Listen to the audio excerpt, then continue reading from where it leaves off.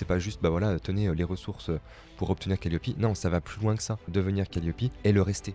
Bonjour à tous, bienvenue, salut Tanguy. Bonjour. Merci d'être avec moi ce matin. Juste un truc, on en parlait avant cette vidéo.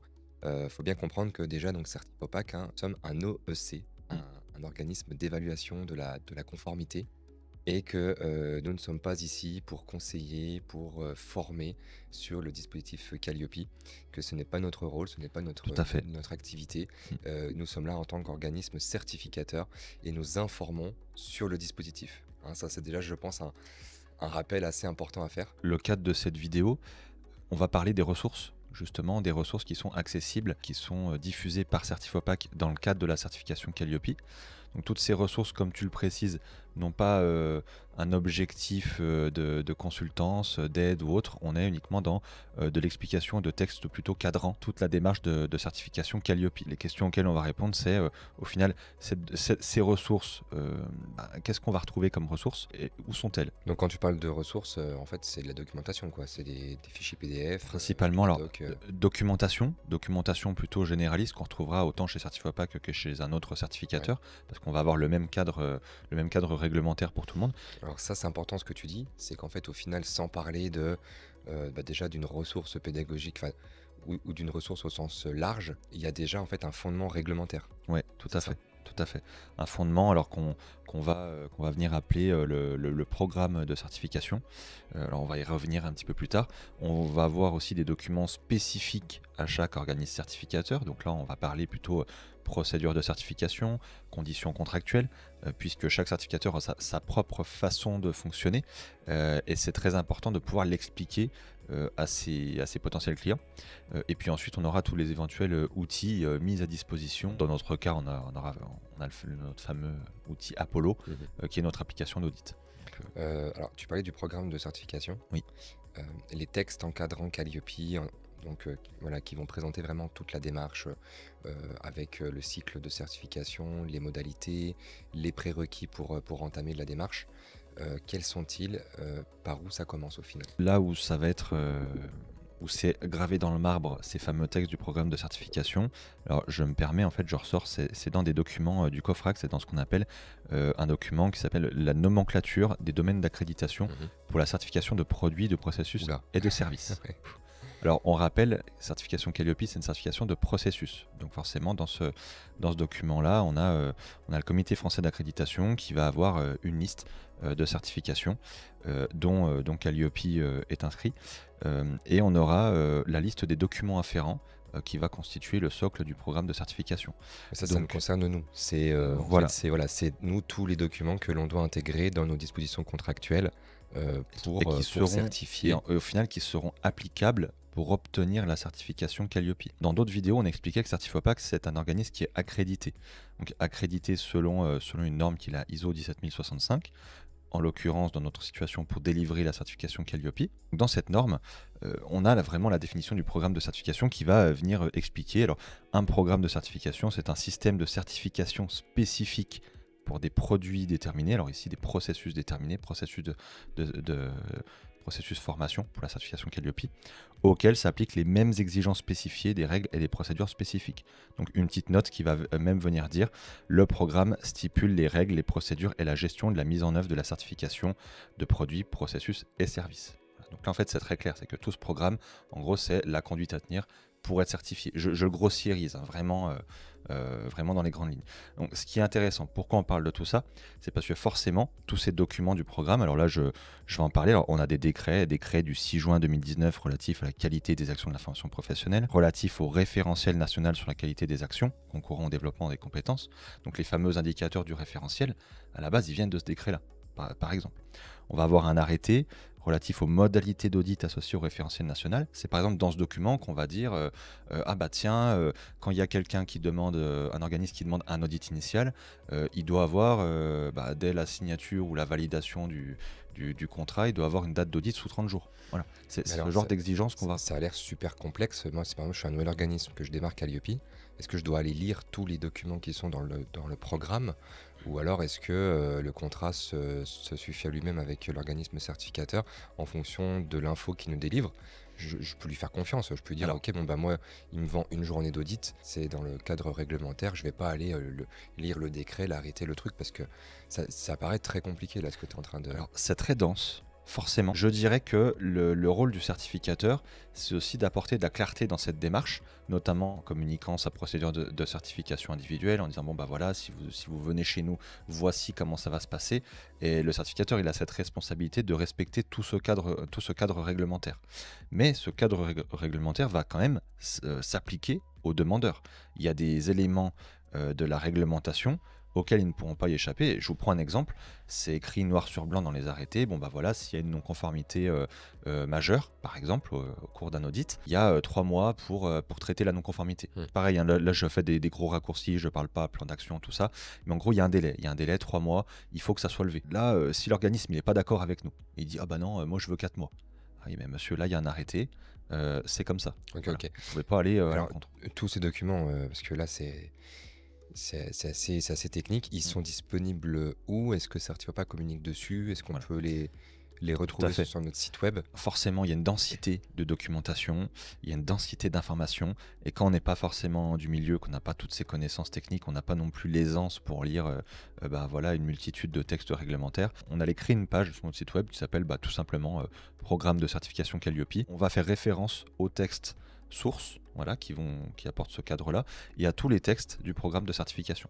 Et on va aussi un petit peu plus loin parce qu'on va apporter des références complémentaires, c'est-à-dire quand on a des nouveaux textes qui sortent, quand il y a eu le Covid, il y a eu des dispositions spécifiques, quand on était en 2023, été 2023, quand il y a eu des évolutions réglementaires avec des applications septembre, bah, tout ça c'est venu s'ajouter aux conditions réglementaires à respecter. Nous, on va tout mettre sur cette page, d'une façon très chronologique, pour qu'au final, on s'y retrouve. Et si on veut aller lire l'information, bah, on a les noms des docs, on peut aller lire l'information. On a quand même une accessibilité et une transparence de tout ça, bien qu'il y ait une lourdeur derrière de lecture. Donc, quelqu'un qui a envie d'être rassuré, qui veut tout lire, il peut.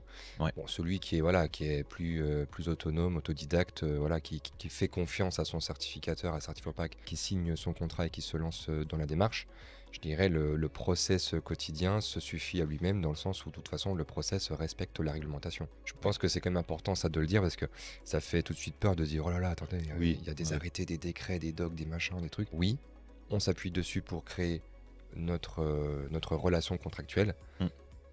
Et c'est transparent. Ce qui est le plus important de comprendre, c'est que de toute façon, là, tout ce socle réglementaire, il fait partie de nos conditions contractuelles. C'est obligatoire. Pourquoi? Parce que il ne faut pas que nous, on écarte ces docs et que nos conditions contractuelles aillent à l'encontre des exigences réglementaires. Oui, Ce tu ne serait serais très pas grave. certifié Calliope pendant 4 ans. Exactement. Si les textes Voilà. disent c'est 3 ans, c'est 3 ans, point. Donc nous, en tant que certificateur, on est forcément obligé d'intégrer toutes ces exigences-là dans nos conditions contractuelles, d'engager nos clients Il y a eu à ce respect-là.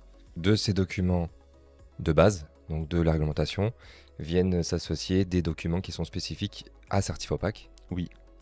Bah, On sait quoi, les surtout, CGV, les surtout, contrats. En fait, les conditions contractuelles, alors on a ce qu'on appelle la procédure de certification. C'est un document qui va venir expliquer comment tout le process se passe chez nous quand on contractualise chez Certifopac jusqu'à l'obtention du certificat.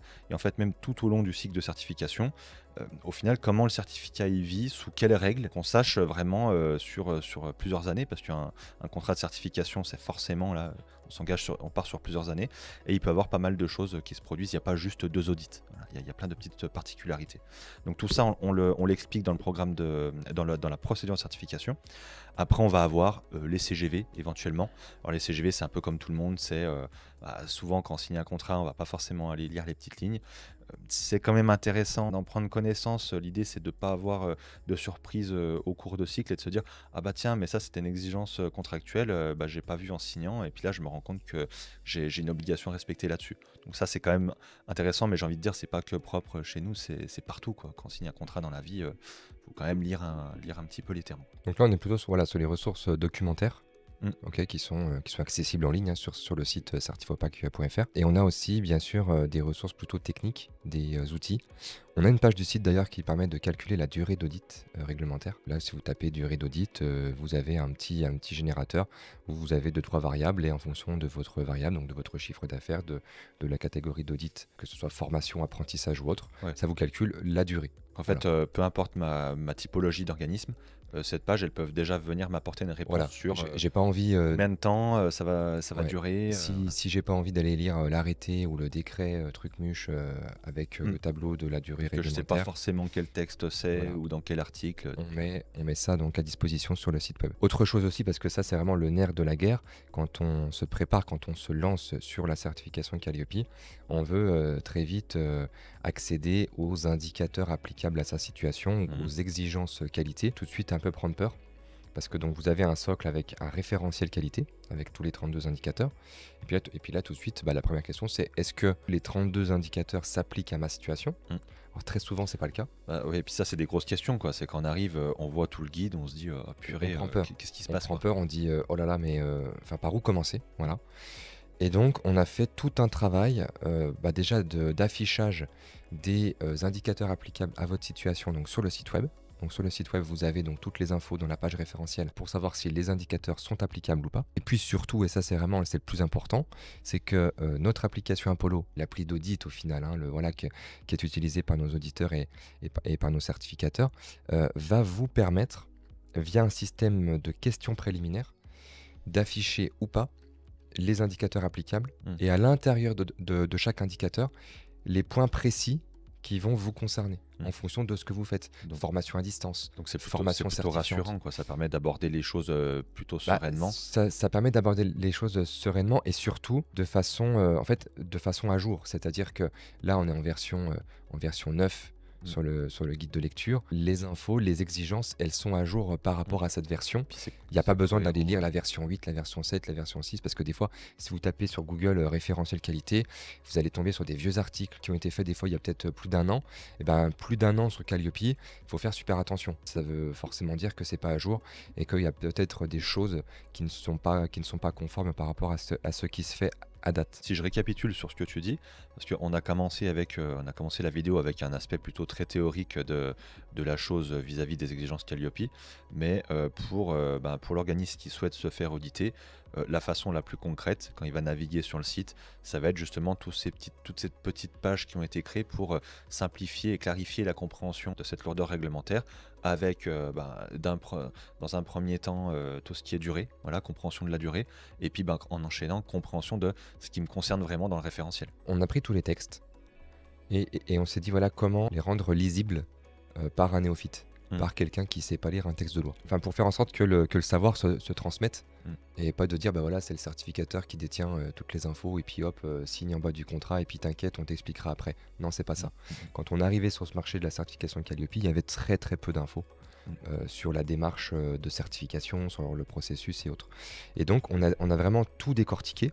Donc on va retrouver sur le site une page Calliope et puis des pages filles avec par exemple toutes les étapes pour obtenir Calliope, avec répondre aux prérequis, se préparer, comment planifier l'audit, comment réaliser l'audit initial, comment traiter ses non-conformités, comment faire une surveillance, et ainsi de suite, ainsi de suite, ainsi de suite. Voilà. Alors quand je dis comment, attention, on n'est pas là pour aider, on n'est pas là pour conseiller, on est là pour expliquer tout le process. La page traitement des non-conformités, elle explique que il faut un plan d'action, il faut derrière transmettre des preuves pour une certaine typologie d'écart. En fait, on va vraiment décortiquer tout le process. Voilà. Et c'est cet aspect ressources qui est très intéressant que vous allez retrouver sur le site à chaque étape de vie de votre certificat, parce que ça continue même après. Et on a une page, les choses à faire une fois certifié Calliope. Et derrière, c'est ok, il y a un annuaire Calliope qui est géré par l'État. Donc on voit qu'il y a toute une continuité derrière. Et il y a toute une continuité, c'est pas du one shot. Ouais. Si tu veux, c'est pas juste tenez les ressources pour obtenir Calliope. Non, ça va plus loin que ça. C'est pour devenir Calliope et le rester. Parce qu'il y a cette dimension de faire vivre sa dimension qualité et sa certification. Si on avance encore, qu'est-ce qu'on va retrouver d'autres comme outils qui sont intéressants et qui deviennent de plus en plus pragmatiques au final quand on avance dans la démarche? Alors forcément, Certifopac, c'est aussi une entreprise qui vit avec ses infos, sa ressource humaine, son fonctionnement. On essaye d'être assez actif sur les réseaux, notamment LinkedIn et YouTube, avec des vidéos régulières sur le sujet. Donc du contenu. Du contenu, voilà. Du Ouais. contenu informatif, toujours. Ok. Voilà, on n'est pas là pour former, enfin toujours pareil, mais du contenu informatif sur éventuellement des possibles nouveaux textes qui pourraient arriver. Là, je prends un exemple tout frais, mais on a vu la situation catastrophique à Mayotte qui s'est passée. On a des clients à Mayotte, on a 2 auditeurs aussi à Mayotte. On a pris les devants, on les a contactés, voilà, savoir comment ça se passait. Et on leur a transmis une info qu'on a vue de la part de l'État, de la DGFP, qui nous avait dit, bah voilà, écoutez, pour tous les audits en cours à Mayotte et pour les organismes qui sont certifiés, on leur décale, entre guillemets, leurs échéances de certification de 6 mois, le temps que ça se remette un petit peu en place. Donc concrètement, c'est quoi? Là, on avait quelqu'un qui devait faire sa surveillance et le délai courait jusqu'en mars 2025. Il a jusqu'à la rentrée, donc jusqu'en septembre à peu près, pour faire sa surveillance. Voilà. Et donc ça, c'est des choses sur lesquelles on va communiquer sur les réseaux. On va informer, on va aussi faire sur la newsletter de Certifopac, recommuniquer. Des choses évidentes par rapport à la vie du schéma de certification. Si on fait une synthèse de tout ce qu'on a dit, au final, voilà, moi je rentre dans la démarche de certification Calliope. Qu'est-ce que je retiens si je veux avancer de façon vraiment cohérente, rapide et encore une fois pragmatique pour bien comprendre ce qui m'attend? Déjà, pour se rassurer, c'est collecter, télécharger contractuellement tous les éléments documentaire, voilà, les décrets, le référentiel, le guide de lecture, tout ça. Donc ça, c'est l'aspect, on se rassure. Voilà, le garder quand même auprès de soi dans le cadre de sa préparation. Le site web. Le site web avec la barre de recherche, avec le petit chatbot aussi qui permet d'avoir pas mal d'informations. Poser des questions sur le site web. Voilà, et pouvoir aussi rediriger sur certains articles. Ouais, voir les articles. L'appli Apollo. L'appli Apollo, où là, ça va vraiment être très pragmatique avec la grille d'audit et les indicateurs applicables. Alors, on va être dans l'opérationnel. Voilà. Alors, on va être dans l'opérationnel et on aura aussi un accès avec un onglet documentation. Mais là, c'est un peu un copier-coller avec déjà les infos qu'on trouve sur le site. Puisqu'on va retrouver, par exemple, le guide de lecture dans sa version vigueur, où on va retrouver des éléments qui sont publics au final. Qui lui est déjà accessible autant sur notre site web on que le centralise public, sur Apollo. C'est pas mal, ça rend aussi, ça donne en fait l'aspect un peu boîte à outils sur Apollo et ça centralise tous les éléments. Bien sûr, les vecteurs de communication, à savoir les réseaux, la page YouTube, donc j'en profite, mais n'hésitez pas à vous abonner aussi pour être notifié à chaque fois que l'on va vous transmettre des éléments sur le sujet, donc que ce soit bien sûr YouTube, LinkedIn et autres. Nos certifiés, on a cette obligation de les informer à chaque modification du dispositif de certification. On n'est pas tous logés à la même enseigne chez les certificateurs. On a la chance chez Certifopac de faire que du Calliope. Donc on est très réactif, on connaît ce qu'on fait, on sait ce qu'on fait. Et donc derrière, si je dis ça, c'est que vous pouvez aussi transférer à tout moment votre certification si vous êtes ailleurs, pour pouvoir bénéficier de cette souplesse, de cette réactivité dans la transmission des infos, parce que c'est quand même un dispositif qui va évoluer très vite avec des docs plus ou moins, des fois régulièrement, comme les exigences du référentiel et du guide de lecture. Il ne nous reste plus qu'à vous remercier pour votre écoute. On se dit à bientôt pour une prochaine vidéo. N'hésitez pas à vous abonner à nos canaux, chaîne YouTube, LinkedIn. On reste disponible pour toute question, pour toute sollicitation. Voilà. Merci encore. Merci Tanguy. À bientôt.